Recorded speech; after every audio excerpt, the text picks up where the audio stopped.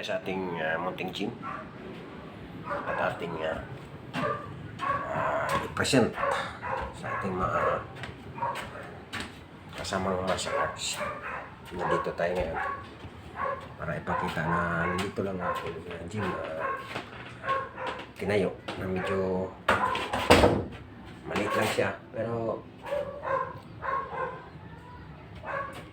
okay na to kasi wala. Kunti pa lang naman ang estudyante natin. May extension pa tayo itong mga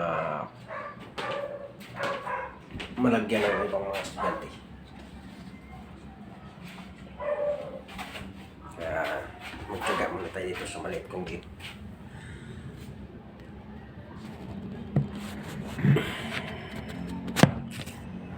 So yun guys, medyo maliit lang nga siya pero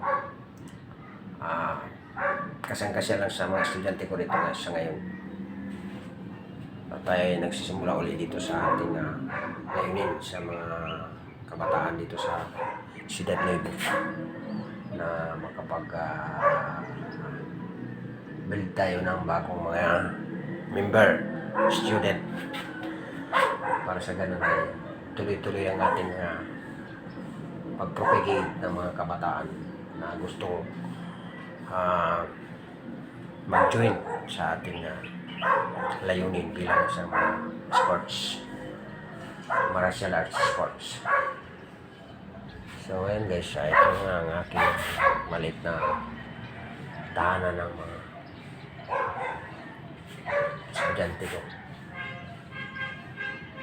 Ayan. So tuloy-tuloy lang ang ating pagsisikap na makakuha pa tayo mga ibang mga player dito. Usapan ay bagong buhay natin dito sa Ciudad Nuevo kung tayo ay padami ng mga estudyante. So kung para rin tayo, bibili tayo ng isang unit ulit para mapagpagawa tayo ng sulong gym natin. So yun guys, dito na lang guys ang ating video at meron tayong tumatawa pa sa atin dito sa baba.